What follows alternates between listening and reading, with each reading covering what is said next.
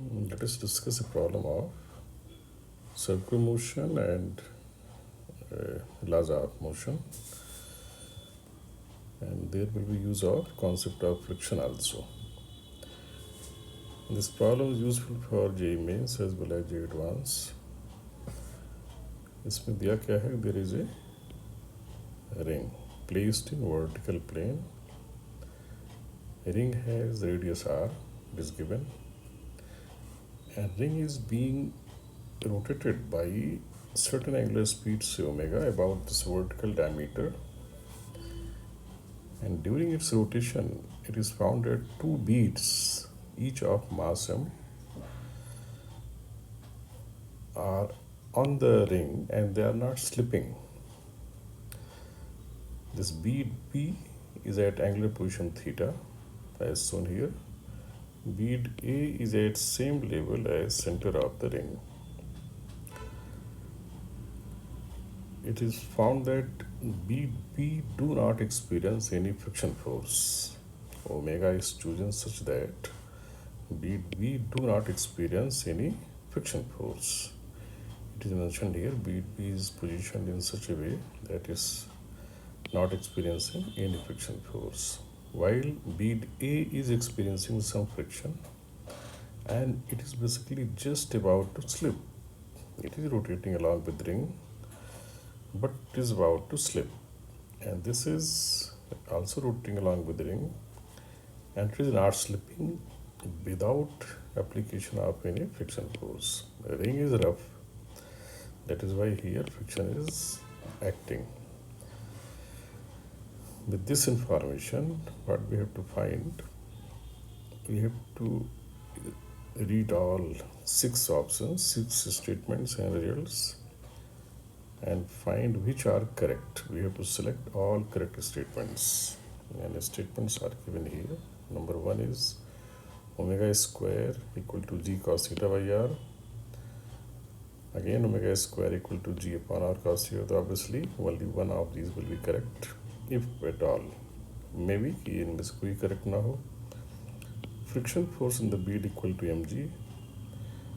The static friction coefficient for A is cos theta. The static friction coefficient for this bead A is tan theta. Obviously इनमें से एक ही सही होगा अगर होगा तो. And reaction force on B by ring is bead P पर ring का जो रिएक्शन फोर्स आएगा उसकी value m g cos theta. तो you try and then match your answer. I am going to explain. After you have tried, then let us discuss the solution. The answer is B is correct, C is correct, D is correct, and rest are not correct. Only these 3 options are correct. Let us see how. Let us consider free body diagram of bead B and bead A. Right? B का जो free body diagram है उसमें देखें तो यहाँ friction नहीं है, जिस पर एक तो इसका वेट आएगा. यहाँ पर रियलाइज करते हैं पहले वेट इसका लगेगा mg, और चूँकि फ्रिक्शन नहीं है तो केवल नॉर्मल रिएक्शन रिंग का यहाँ लग रहा होगा. तो n ऐसे और mg ऐसे, इसको मैंने यहाँ दिखा दिया है. There are 2 forces, right. And similarly consider free body diagram of A. A का वेट होगा, एक नॉर्मल रिएक्शन रिंग से आएगा और एक फ्रिक्शन आ सकता है ऊपर या नीचे. तो वी कैन गेस कि ये ऊपर ही आएगा तभी ये वेट को बैलेंस कर पाएगा. तो ये डायग्राम मैंने यहाँ दिखा दिया है, right. And second thing we have to realize that the bead B is rotating in a radius say small r, where this small r will be equal to capital R sin theta, right? Why? You can realize here this capital R is right angle triangle, right? Capital R right angle triangle, this is r sin theta. So So this is rotating a circle of radius r sine theta, and since it is not vertically moving up or down, it is moving in a horizontal plane, so we can claim there should be net zero vertical force. यानी vertical forces इस पर जो आएंगे they should balance each other. Vertical इस पर कहाँ कहाँ से आएगा, इनका वर्टिकल कंपोनेंट होगा n cos थीटा, तो n cos थीटा, वेट है इस पर डाउनवर्ड mg, तो यहाँ से आ गया n cos theta equal to mg, एक इक्वेशन।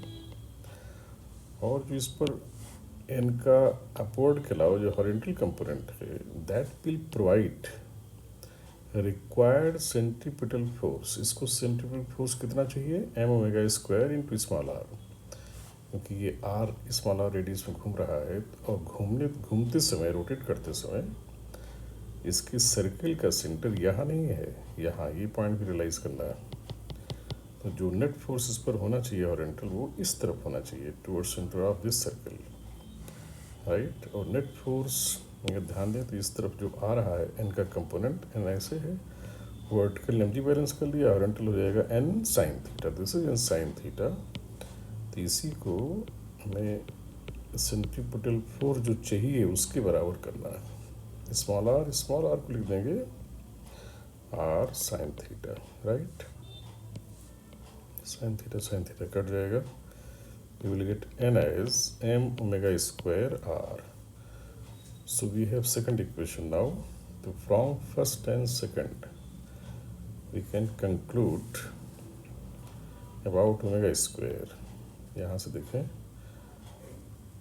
तो क्या जाएगा, omega square r equal to g upon cos theta, g upon cos theta. तो we can say omega square will be equal to g upon r cos theta. तो इसमें ए और B में से यहाँ चेक करें तो ये बी में दिया हुआ है, तो B will be correct, right. And using this result it is come. अच्छा, इसमें एक चीज़ और पूछी थी मैंने लास्ट में, reaction force on B by the ring. तो ये बी पर रिएक्शन जो है ये बी ए है, ये एन है, केवल एन ही इसका रिएक्शन है, और एन हम लोगों ने यहाँ निकाल लिया अभी, बेसिकली एन बी ही था ये, it was an B.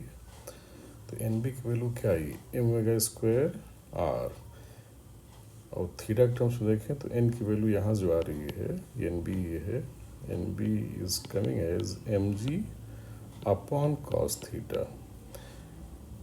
By mistake maximum बच्चे इसको एम जी कॉस थीटा कर देते हैं, जो पहले एक रिजल्ट याद रहता है इंक्लाइन प्लेन पर, बट वो टोटली डिफरेंट केस है। तो यहाँ पे वर्टिकल फोर्स बैलेंस करना है, उस क्राइटेरिया से ये एम जी अपॉन कॉस थीटा आएगा। So this is not correct, right. Let us come to A पर फ्रिक्शन फोर्स हमें देखना है। तो ए का अगर मोशन देखा जाए तो A is also rotating in a horizontal circle, it is not moving up और डाउन, सो इस पर वर्टिकल फोर्स बैलेंस होना ही चाहिए। अच्छा, चूँकि ये यहाँ पर सरफेस कैसा है वर्टिकल, तो नॉर्मल डायरेक्शन एग्जैक्टली हॉरिजॉन्टल होगी, तो वर्टिकल में फोर्सेस केवल एफ और एम जी होंगे, तो they must balance each other, क्योंकि इसका वर्टिकली कोई एक्सेलेरेशन नहीं है, it is moving in a horizontal plane, तो F must be equal to M g. तो ये ऑप्शन सही हो जाएगा, friction force on bead equal to M g. अब जो फ्रिक्शन फोर्स यहाँ लगता है दैट वी ऑलरेडी नो। अच्छा, पहले फिर वो हमें पता है कि अच्छा नॉर्मल डायरेक्शन में निकाल लेते हैं, नॉर्मल डायरेक्शन यहाँ आना चाहिए क्योंकि उसी से फ्रिक्शन कोफिशिएंट आएगा। नॉर्मल डायरेक्शन जो होगा वही प्रोवाइड कर रहा होगा सेंट्रीपिटल फोर्स, तो वो कितना है, वो कितना चाहिए हमें, m omega square into r, ये mass into centripetal acceleration.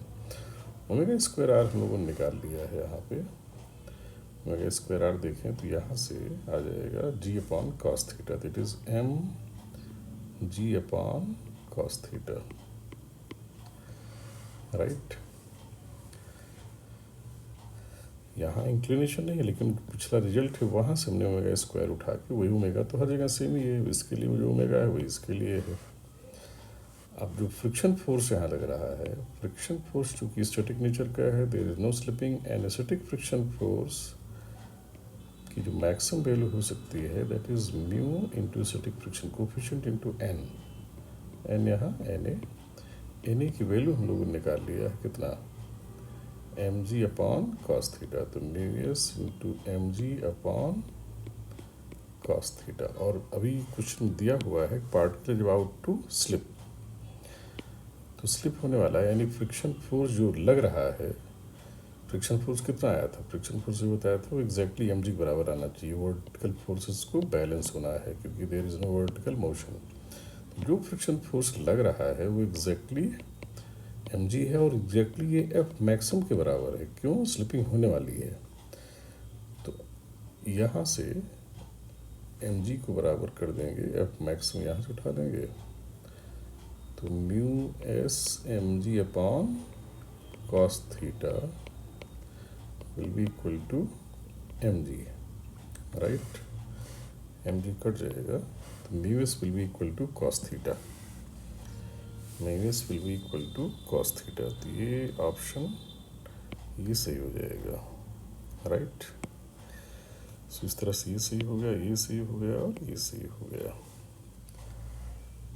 This is simple but good question.